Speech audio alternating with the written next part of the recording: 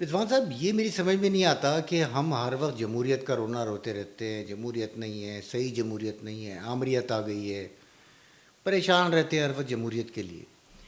لیکن کبھی کبھی یہ خیال آتا ہے کہ دنیا کے بہت سے ملکوں میں جمہوریت نہیں ہے، وہ اچھی بلی ترقی کر رہے ہیں، اچھا بلا کام کر رہے ہیں، کھا رہے ہیں، پی رہے ہیں، عیش کر رہے ہیں. آپ کے خیال میں کہ جمہوریت واقعی ضروری ہے پاکستان جیسے ملکوں کے لیے؟ اخلاق صاحب، آپ نے بہت اچھے موضوع کا انتخاب کیا اور اپنے گفتگو کے آخر میں لفظ پاکستان استعمال کر کے مجھے اپنی رائے دینے میں آسانی فراہم کر دی. دیکھیے، جو ملک ترقی کر رہے ہیں، جن کی طرف آپ کا اشارہ ہے، 4 5 6 8 ملکوں میں تو بادشاہت ہے. چین، روس، یہاں ون پارٹی کا سسٹم ہے. ایران بظاہر الیکشن ہوتے ہیں لیکن وہاں کا، اور یہ وہ سارے ممالک ہیں جو بہرحال ترقی کر رہے ہیں، اس سے کوئی انکار نہیں. دوسری طرف اگر آپ دیکھیں کہ جن ممالک میں جمہوریت ہے، امریکہ ہو، جاپان ہو، جرمنی ہو، فرانس ہو، مغربی ممالک ہوں اور دیگر ممالک ہیں، یہاں بھی لوگ یہ ممالک بھی ترقی کر رہے ہیں، معیشت میں بھی، سائنس اینڈ ٹیکنالوجی میں بھی، اخلاقیات میں بھی، انسانی رویوں کو ضابطے میں رکھنے کے لیے بھی. یعنی ہمارا آپ تو سوچ نہیں سکتے نا کہ ڈرائیونگ کے کیا طریقے ہیں، یا کیوں لگنا چاہیے، یا کسی کا ادب کر کے اس کو جگہ دے دینی چاہیے. یہ صورتحال مغربی ممالک نے، امریکہ نے، کینیڈا نے جمہوریت کی. یہ تو اخلاقیات کا آپ معاملہ کر رہے ہیں. نہیں، دیکھیں، اخلاقیات ایک کا ملک معاملہ چلانے نہیں کا، ہے ملک کا یہ. تعلق معیشت سے ہے، ترقی سے. ہاں، تو اخلاقیات جمہوریت اس کے لیے ضروری ہے یا نہیں ہے؟ نہیں. جمہوریت دیکھیں، پاکستان جیسے ملک میں جمہوریت بظاہر تو ایسا لگتا ہے کہ ہم نے جمہوری تجربات بھی کیے ہیں اور کوئی کامیابی حاصل نہیں کی. جمہوریت کے دور میں جس بلا کی کرپشن اور بے قاعدگیاں اور جس قدر یعنی کہ میرٹ کا قتل اور تعلیم اور صحت کا نقصان ہوا ہے، مجھے اس کا ادراک ہے. لیکن حقیقت یہ ہے کہ 30 برس ہم نے آمریت بھی دیکھی ہے. ان 30 برسوں میں اگر ترقی کا میزانیہ دیکھا جائے تو میرے خیال سے جمہوریت سے زیادہ بہتر ہے. ایوب خان کا تو پورا دور. مگر سوال ہے وہی انسانی حقوق. دیکھیے، مجھے ایک بہت پرانی کہاوت یاد آتی ہے. کہاوت کیا، ایک واقعہ ہے. ایوب خان جب تھے تو اس زمانے میں کچھ لوگ، کچھ پاکستانی گائیں سرحد پار کر کے اس طرف چلے گئے. تو اس نے کہا، بھئی تم یہاں کیوں آ گئے، کیوں آئیں؟ تمہارے یہاں تو بڑی چراگاہیں ہیں اور بہت وافر مقدار میں گھاس وغیرہ اور خوراک مل جاتی ہے. اس نے کہا، یہ سب تو مل جاتا ہے مگر ہمیں چیخنے کی آزادی نہیں. تو ایک بنیادی بات یہ ہے کہ انسان کے اندر قدرت نے یہ عمل ڈالا ہے کہ وہ سوچے. اچھا، اس میں دیکھیں ایک چیز نہیں، مجھے پوری بات مکمل کر لینے دینا ہے کہ وہ سوچے. اور یہ قرآن حکیم ہمیں بار بار کہتا ہے کہ تفکر کرو، تعقل کرو. جب میں سوچوں گا تو سوچنے کے بعد میں اپنا اظہار بھی کروں گا، اور جب میں اظہار کروں گا تو مجھے جو قدرت نے بنیادی طور پر اظہار کا حق دیا ہے، میرے اس اظہار کے حق کو آپ دبائیں گے تو اس وقت یہ سب دولت، پیسہ، محل، یہ سب غلامانہ زندگی میں رہ کر اگر مجھے پرتعیش زندگی میسر آ رہی ہے تو ایک فرد کی حیثیت سے بہت کم لوگ اسے قبول کریں گے. بالکل آپ صحیح کہہ رہے ہیں کہ ہمارے ملک میں جمہوریت نے نہیں. دیکھیں، میرا ایک پوائنٹ آف ویو تھوڑا سا یہ بھی ہے کہ ہم جمہوریت کے لیے، ایک جمہوریت بہت بڑی ایکسرسائز ہوتی ہے، مشق ہوتی ہے بہت بڑی. ملکی سطح پہ کروڑوں اربوں روپے خرچ ہوتے ہیں ایک الیکشن کرانے پہ. الیکشن جیتنے والے پہ کتنے پیسے خرچ کرتے ہیں اس کو چھوڑ دیں. ہاں، وہ تو بے پناہ خرچ ہوتا ہے. لیکن ایک ایسے ملک میں جہاں پہ 8-10 کروڑ 12 کروڑ اڈلٹس موجود ہوں، 15 کروڑ لوگ موجود ہوں جو ووٹ ڈالنے کے اہل ہوں، ان کو ان کی لسٹیں بنانا، شامل کرنا، الیکشن کمیشن کا جو کام چلتا ہے، مہینوں برسوں چلتا ہے، اس کے بعد ایک الیکشن ہوتا ہے اس کے لیے. اور جس مقصد کے لیے الیکشن ہوتا ہے کہ ایک مستحکم حکومت آ جائے گی، ایک نظام ایسا آ جائے گا جو استحکام بخشے گا اور ہم ترقی کی راہ پہ جائیں گے، وہ حاصل نہیں ہوتا. اس کا سبب یہ ہے اخلاق صاحب. نہیں، میں سبب نہیں جاننا چاہ رہا ہوں آپ سے. میں یہ کہہ رہا ہوں، ہم تو غور کریں گے نا ہم کہ جمہوریت کی ناکامی کی وجوہات. نہیں، میں یہ نہیں کہہ رہا ہوں. میں صرف یہ کہہ رہا ہوں کہ اگر اس ملک میں، مثال کے طور پہ کسی بھی ایسے ملک میں جہاں پہ جمہوریت نہیں ہے اور جہاں پہ جمہوریت ہے، ان دونوں ممالک میں اصل جو بینچ مارک ہوتا ہے وہ ترقی ہوتا ہے. ٹھیک. اصل بینچ مارک ہوتا ہے عوام کی خوشحالی. اصل بینچ مارک یہ ہوتا ہے کہ ایک آدمی وہاں پہ کیسی زندگی گزارتا ہے، اس کو زندگی کی کیسی. ہم بہت آپ اور ہم بیٹھ کے نہیں کرتے کہ کینیڈا میں دیکھیں کتنا ہے، امریکہ میں کیا ہے، برطانیہ میں کیسا سوشل سیکورٹی نظام ہے، یہ سب چلتے ہیں نظام. وہ جمہوریت کے نتیجے میں اگر آ رہے ہیں تو ہمارے پاس بھی آنے چاہیے، لیکن وہ ہمارے پاس نہیں آتے. تو اس کے بعد ہر 3-4 سال 5 سال کے بعد بعض اوقات حکومتیں 2 سال میں برخاست ہو جاتی ہیں، کبھی 2.5 سال میں، کبھی 3 سال میں، کبھی 5 سال پورے کر لیتے ہیں.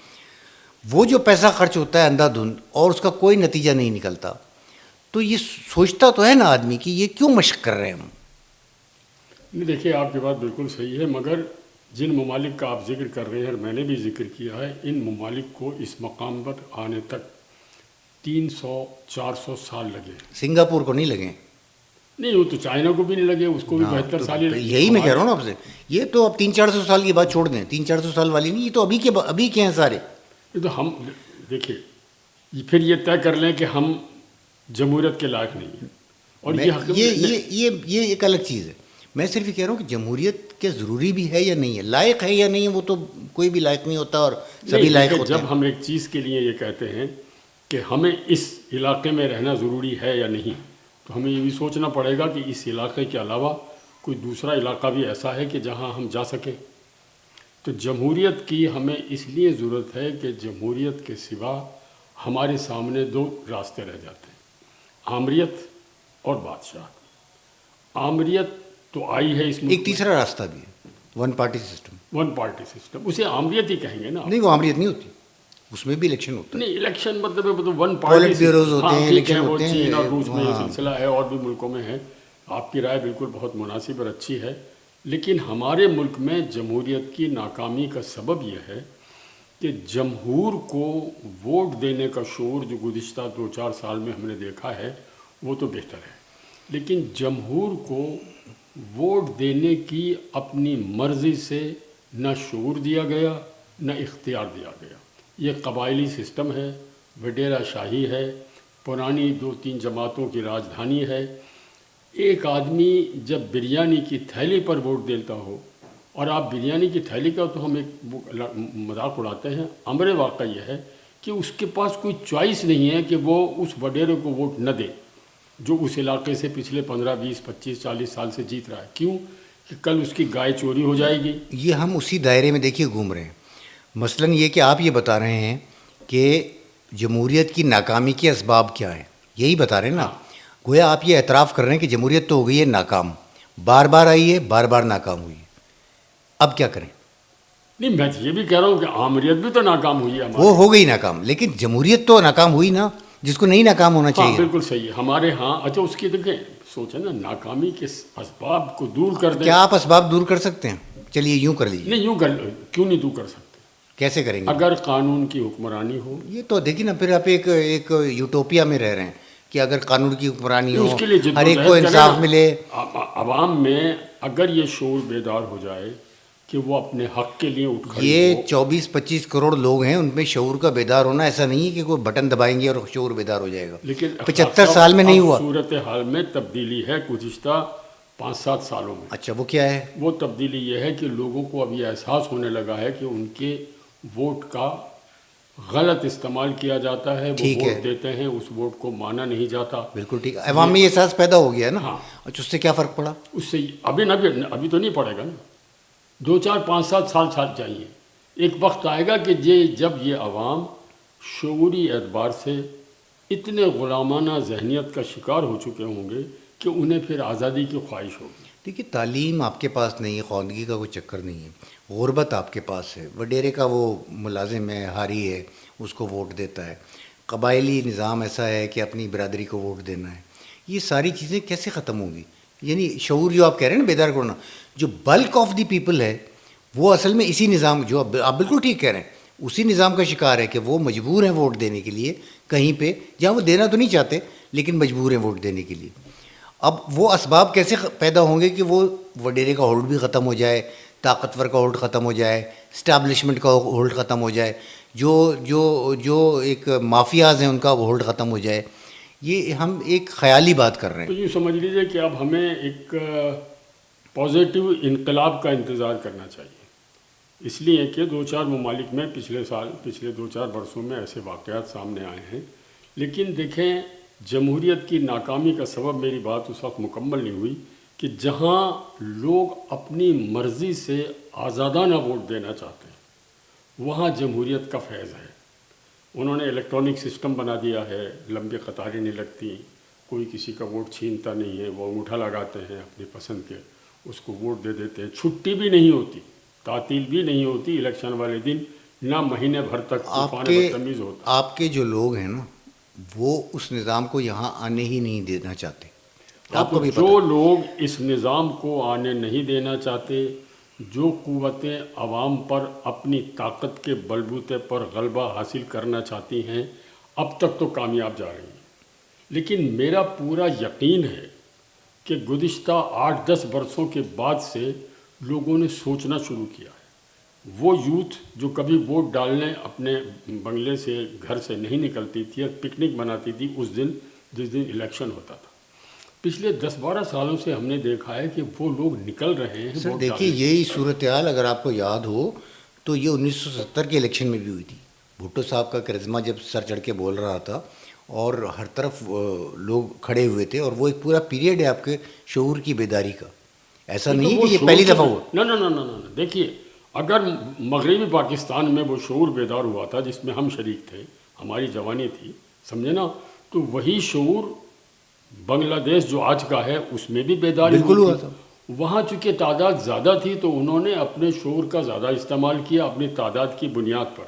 جب وہ بہت غالب اکثریت سے الیکشن جیت گئے تو وہ مرحلہ تھا پاکستان کی ترقی کے لیے کہ تسلیم کر لیا جاتا اس نتیجے کو، اور یہ پاکستان قائم بھی رہتا اور نتائج بھی آتے رہتے. آپ جس جگہ کی مثال دے رہے ہیں وہاں بھی یہی ہوا کہ وہ شعور بیدار ہوا. مجیب الرحمان جب آئے، عوامی لیگ نے جو شعور بیدار کیا، اس وقت کتنا وہ وائبرنٹ تھا وہ ماحول وہاں کا. اور الٹیمیٹلی کیا ہوا؟ الٹیمیٹلی یہ ہوا کہ وہ ان کو ایک طرف کیا گیا. ان کے جنرل ضیاء الرحمان آ گئے، اس کے بعد پھر ایک وہ آیا پیریڈ، پھر وہ حسینہ واجد آ گئی، پھر اس کے بعد یہ لوگ آ گئے. مطلب ایک وائلنٹ ان تمام انقلاب ہوا. تبدیلیوں کے باوجود پاکستان کی ترقی کے مقابلے میں بنگلہ دیش نے زیادہ ترقی کی، جن کے پاس اتنے وسائل نہیں تھے. ایگزیکٹلی. نمبر 1. نمبر 2، پھر دیکھیے 20-22 سال لگے انہیں یہ سمجھ میں آنے کے لیے نوجوانوں کو کہ یہ حکمران جس طرح ہم پر حکمرانی کرنا چاہتے ہیں اور جس طرح پیسے کما رہے ہیں، کرپشن کر رہے ہیں، اپنی مرضی کے لوگوں کو لگاتے ہیں، میرٹ کا قتل کرتے ہیں، تعلیم کے مواقع مہیا نہیں کر رہے، تو دیکھیں انہی لوگوں نے، انہی نوجوانوں نے اچانک انقلاب بپا کیا نا. اب ہمیں دیکھنا یہ ہے کہ آنے والے چند برسوں میں اس انقلاب کے نتیجے میں اس ملک میں ترقی کی رفتار کیا ہوتی ہے. اچھا، میں تو صرف مجھے جو میرے لیے مایوسی کا باعث ہے بات وہ یہ ہے کہ جس نوعیت کی بیداری لوگوں میں ہونی چاہیے ایک معاشرے میں، وہ بیداری مجھے یہاں نظر نہیں آتی. پچھلے کوئی ضیاء الحق کے زمانے سے سمجھ لیں، بہت طویل عرصہ ہے، یعنی پورا ضیاء الحق کا پیریڈ ہے، پورا جنرل مشرف کا پیریڈ ہے، اور پورا 2 باری بے نظیر بھٹو کی اور نواز شریف کے پیریڈ ہے. بیداری جس کو کہتے ہیں نا، کہ بیداری کیا ہوتی ہے؟ بیداری یہ ہوتی ہے کہ آپ نے ایک پارٹی کو ووٹ دیا، اس پارٹی نے پرفارم نہیں کیا، آپ نے بدل دیا اگلی دفعہ اس کا تختہ الٹ گیا، آپ نے ووٹ کے ذریعے اس کا تختہ الٹ دیا. وہ نہیں ہو رہا. ہاں، تو اس کے پس منظر میں جائیے نا. نہیں، میں اس کے اسباب نہیں جاننا چاہتا. میں یہ کہہ رہا ہوں کہ جب بیداری تک ہم سبب نہیں جانیں گے اس وقت تک نتیجہ کیسے اخذ ہوگا. سبب جان لیا ہم نے، فرض کیجیے ہم نے سارے اسباب جان لیے، لیکن بیداری نہیں آ رہی. ٹھیک ہے، تو how do we go forward? یعنی اب کیا ہو؟ اب دیکھیے میں آپ کو بتاتا ہوں. دیکھیے، ایک عام آدمی میرے جیسا اور آپ کے جیسا آدمی ایک سسٹم کو قبول نہیں کر رہا، وہ سسٹم اسے فیض نہیں پہنچا رہا، تو وہ کہیں اظہار رائے کرے گا، بولے گا، شعر کہے گا، تخلیق کرے گا، پکیٹنگ کرے گا، احتجاج کرے گا. ٹھیک ہے، ٹھیک. لیکن جس معاشرے میں آپ ایسی پابندی لگا دیں جی بالکل ٹھیک ہے. اگر میں غلطی کروں تو میرے ساتھ ساتھ میری بیٹیاں، میرے بیٹے، میرے داماد، ان کے کاروبار کو تہس نہس کر جی دیا بالکل، جائے، جی بالکل. اس کو برباد کر دیا جائے، تو اس حوصلے کو آنے میں برسوں لگے. یہی پوائنٹ میں آپ سے کہہ رہا ہوں کہ بیداری جو ہے نا وہ اس بیداری کی راہ میں دو چار رکاوٹ کھڑی سال جا میں رہی ہے. کوئی وہ نہیں ہے. چلے ہم تو دعا کرتے ہیں کہ جی یہ جو آپ بات کہہ رہے ہیں کہ بیداری آئے، لوگ پراپر ووٹ کریں اور تبدیلی آئے ایسی جو معنی خیز ہو، جس کا کوئی فائدہ ہو، کوئی اچھا ہو، کوئی چلیے میں ملک. پروگرام کے اختتام پہ میں آپ کو 2 مثالیں دینا چاہتا ہوں. ایک مثال اب سے 30-32 پہلے ایم کیو ایم کی تھی کہ حیدرآباد، کراچی اور اندرون سندھ کے وہ علاقے جہاں ہجرت کر کے آنے والے لوگوں کی تعداد تھی، ان کے ووٹوں پر کبھی ڈاکہ نہیں ڈالا گیا. اور بڑی بھاری تعداد میں ایک وقت ایسا تھا کہ ایم کیو ایم کے پاس 73 سیٹیں تھیں صوبائی، قومی اور سینٹ کی. انفارچونیٹلی ہم نے جن پر بھروسہ کیا، حالانکہ انہوں نے مڈل کلاس کو اٹھایا، ٹھیلے والوں کو بنا دیا، ٹھیک ہے. مزدور کو بنا دیا، لیکن اس کے بعد میں کیا عرض کروں کہ کیا حالات پیدا ہوئے کہ وہی ایک بہترین ٹیم جو سامنے آ رہی تھی، نوجوانوں، پڑھے لکھے نوجوان آ رہے تھے، انہیں پھر راہ سے بھٹکا دیا گیا. اور ان کی آمد سے 10-12 سال پہلے کچھ تھوڑا جو شعور پیدا ہوا تھا وہ اتنا خراب ہوا کہ اسی نسل کو، بالکل جو ٹھیک ہے. سوچنے والی نسل تھی، وہ برباد ہو بالکل گئی. ٹھیک. ممکن ہے اگلی بار بھی ایک تجربہ ہم کر لیں، نئی یوتھ آئے، ایک نئے سوچ کے ساتھ آئے، پھر کوئی بڑی قوت اس کو الٹ دے. لیکن دھیرے دھیرے جب ان تجربوں سے ہم گزر جائیں گے تو انجام کار پاکستان کے لیے جمہوریت کے سوا کوئی دوسرا راستہ نہیں ہے. چلیں جی، سب سے اچھی بات ہے جمہوریت کے سوا ہمارے پاس کوئی راستہ نہ ہو. خدا کرے کہ وہ وقت آئے، ایسی بیداری پیدا ہو کہ جمہوریت اور ہمارے ملک کا استحکام یہ بالکل ہم آہنگ ہو جائیں. بہت شکریہ رضوان صاحب، آپ کا بہت شکریہ. بہت بہت شکریہ آپ کا.